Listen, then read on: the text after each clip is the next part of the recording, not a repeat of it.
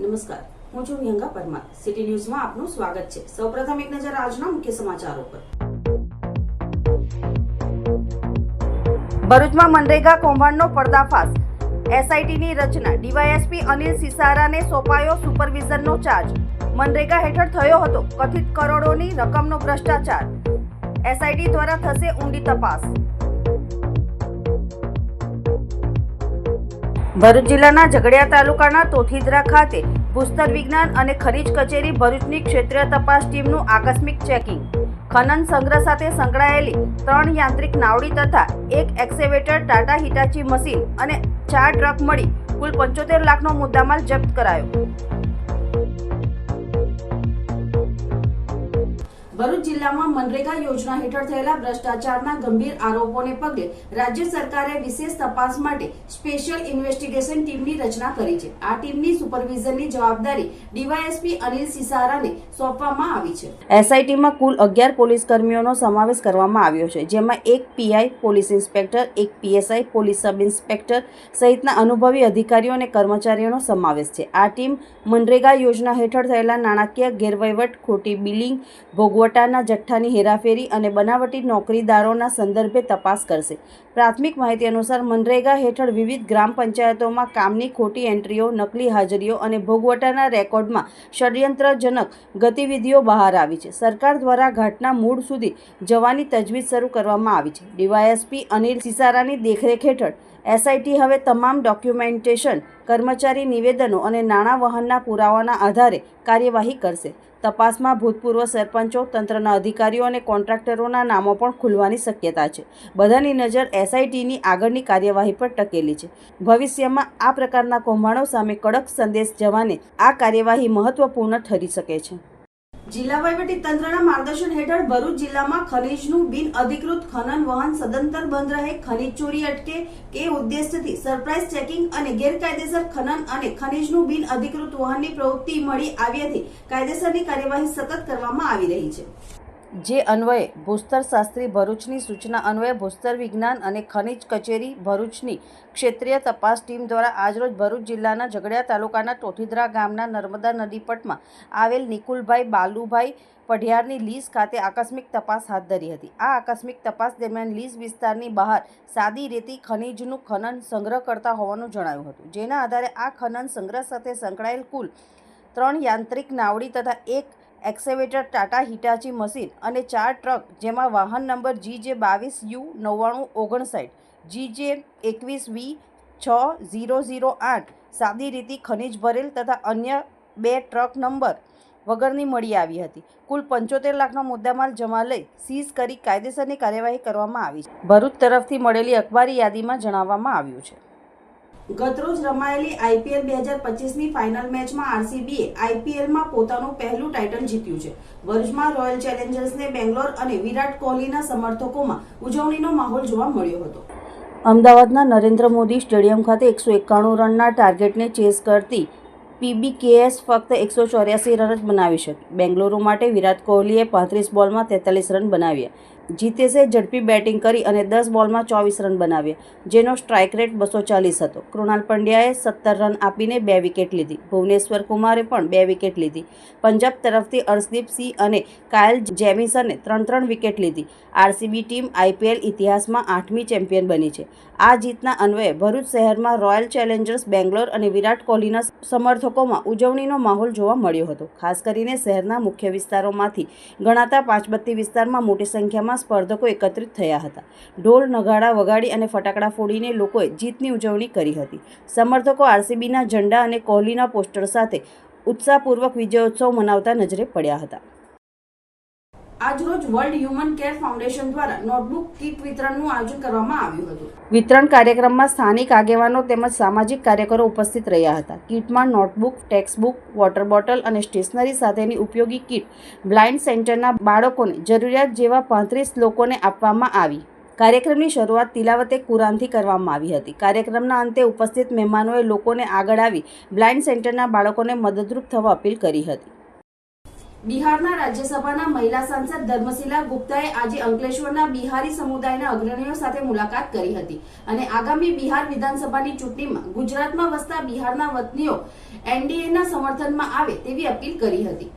અંકલેશ્વર ઔદ્યોગિક વસાહતમાં મોટી સંખ્યામાં બિહારવાસીઓ વસવાટ કરે છે, ત્યારે તેઓ આ ચૂંટણીમાં મતદાન પ્રક્રિયામાં ભાગ લે અને જેડીયુ સમર્થિત એનડીએના ગઠબંધનને મત આપે તેવી અપીલ કરવા ગુજરાત રાજ્યના પ્રભારી જેમને બનાવવામાં આવ્યા છે તેવા બિહારના રાજ્યસભાના મહિલા સાંસદ ધર્મશીલા ગુપ્તા આજે અંકલેશ્વર આવી પહોંચ્યા હતા, જેઓએ ગુજરાતમાં અન્ય ભાષાભાષી સેલના પ્રમુખ રાજવીરસિંહ ઉર્ફે પપ્પુસિંહ યાદવના ઔદ્યોગિક સંકુલ ખાતે સ્થાનિક બિહારના આગેવાનો અશોક ઝા સહિતના આગેવાનો સાથે બેઠક યોજી હતી. મીડિયા સાથેની વાતચીતમાં સાંસદ ધર્મશીલા ગુપ્તાએ આગામી બિહાર વિધાનસભાની ચૂંટણીમાં સ્થાનિક બિહારી મતદારોને અપીલ કરી હતી. अभी बिहार विकास की डगर पर निरंतर आगे बढ़ रहा है. मैं 2005 से पहले की बिहार की बात करूं तो वहां जंगल राज, भ्रष्टाचार, चोरी, डकैती, अपहरण और हत्या जो लालू जी राबड़ी जी के शासनकाल में हुआ करता था, और वही वजह था कि हमारे बिहार के युवाओं ने पलायन किया और देश के विभिन्न राज्यों को अपना कर्म भूमि बनाया. ये भरूच जिला गुजरात का हमारे बिहार के भाइयों को कर्म भूमि है, और कर्म भूमि जीविका ही नहीं देती, उसे आगे बढ़ने की प्रेरणा भी देती है. तो उसी कड़ी में मैं अभी आई हूँ कि हमारे बिहार में लोकतंत्र का चुनाव मात्र 4 महीने बाद है, और अपने भाई बंधु को मैं यहाँ निमंत्रण देने, उनसे आग्रह करने आई हूँ, उनकी बातों को समझने भी आई हूँ और अपनी बात को बताने भी आई हूँ सरकार की ओर से. जो बिहार में जो लोकतंत्र का चुनाव है और अभी बिहार में विकास एकदम निरंतर आगे बढ़ रहा है. રાજ્યસભામાં શૈક્ષણિક ક્ષેત્રે 5 મેથી શાળાઓમાં ઉનાળુ વેકેશન પડી ગયું હતું, ત્યારે રજાના આ દિવસોમાં મજા પડી જાય તેવી દેશી રમતોનો અભાવનો દોષ નવી પેઢીના બાળકોને આપવા કરતા વાલી વર્ગે પોતાના સિરે લેવો જોઈતો હતો. રાજ્યના શૈક્ષણિક કેલેન્ડરમાં તારીખ 5 મે 2025 થી આગામી 8 જૂન 2025 સુધી 35 દિવસના ઉનાળા વેકેશનનો પ્રારંભ થયો હતો. વેકેશન દરમિયાન બાળકોની આખો દિવસની ચીચિયારીઓથી ઘર કે મોહલ્લાઓની ગલીઓ ગુંજી ઉઠ્યા હતા. મોબાઈલ ગેમ્સ, ટીવી ગેમ્સના વર્તમાન યુગમાં ઉનાળુ વેકેશન દરમિયાન બાળકોના હાથમાં મોબાઈલ જેવા ડિજિટલ જ સ્વાભાવિકપણે જોવા મળે છે. બહુ તો સાંજે ગલી ક્રિકેટ રમે છે. આમે હમણાં આઈપીએલ ક્રિકેટ મેચનું રોજ પ્રસારણ થાય એટલે બાળકો ટીવી સામે જ રચ્યા પચ્યા જોવા મળ્યા હતા, પરંતુ માનસિક અને શારીરિક કવાયતના ભાગરૂપે નિર્દોષ અને પ્રફુલ્લિતતા આપે તેવી દેશી રમતો પરત્વે નવી પેઢીના બાળકોને વાળવાના પ્રયત્નોને આદરવાની પહેલ વાલી વર્ગે કરવી જરૂરી લાગી હતી. પરંપરાગત અને દેશી રમતો અંત તરફ હોય તેમ લાગી રહ્યું છે, કેમ કે લોકોની ભૌતિક સુવિધા વધવાથી તેઓ પોતાના બાળકોને ઇન્ડોર ગેમ રમે તેવી સગવડ કરી આપતા હોવાથી બાળકો હવે બંધ બારણાની વિડીયો ગેમ, મોબાઈલ ગેમ રમે છે. આઉટડોર રમતો હોવા છતાં બંધ બારણામાં માઉસની ક્લિકથી અને આંગળીઓના ટચથી રમાતી રમતો વધુ લોકપ્રિય બની રહી છે, જેથી દેશી રમતોનો સૂરજ અસ્તાંચળે જોવા મળી રહ્યો છે. વિસરાતી જતી દેશી અને બાળ રમતોને પુનઃજીવિત કરવાની નિષ્ઠાપૂર્વક આયામો કરવા જોઈએ. આ ફરજ શાળાના સંચાલકો પણ ચૂકતા આવ્યા છે. જોકે આ વખતે અંકલેશ્વરની કેટલીક શાળાઓએ વેકેશન પ્રવૃત્તિઓના ભાગરૂપે આ દિશામાં આવકારદાયક પ્રયત્નો હાથ ધર્યા હતા. જોકે હજુ ગ્રામ્ય વિસ્તારોમાં પરંપરાગત રમતો રજાની મજા માણવા માટેનું માધ્યમ જોવા મળી રહ્યા છે. ભૌતિકતા પાછળની આંધળી દોડ પાછળ આજની પેઢી મૂળ સંસ્કૃતિની દેશી રમતોનો પરિચય સુદ્ધા આપણે કરાવી શક્યા નથી, જે ખેદજનક હકીકત છે. જોકે કેટલી સંસ્થાઓ દેશી રમતોત્સવનું ખાસ આયોજન કરતી રહી છે. ખરેખર તો સરકારે રમતગમત ક્ષેત્રે દેશી રમતોને પ્રાધાન્ય આપવું જોઈએ. ખેલ મહાકુંભમાં દેશી રમતો સામેલ કરવી જોઈએ. તાજેતરમાં શૈક્ષણિક વર્ષમાં ઉનાળુ વેકેશન પડ્યું અને ખાસ કરીને આપણે જોઈએ તો જે આજકાલની નવી પેઢીના બાળકો છે તે આપણી જૂની દેશી રમતો કે જે શરીરને પ્રફુલ્લિતતા આપે કે કંઈક એક્ટિવિટી બાહ્ય રીતે એક્ટિવિટી થાય, પરંતુ આજે જોઈએ તો વેકેશન દરમિયાન બાળકો લગભગ મોબાઈલ કે ટીવી કે વિડીયો ગેમ્સ કે એની અંદર ડિજિટમાં જ તેઓ રચ્યા પચ્યા રહ્યા.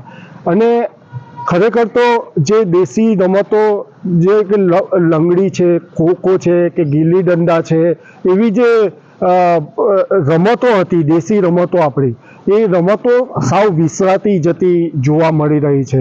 અને ખરેખર તો મારા મતે તો આપણો એ જે આપણી વાલીઓ છે, જે બાળકોના પિતા છે, માતા છે, એ લોકોનો વાંક કાઢવો જોઈએ.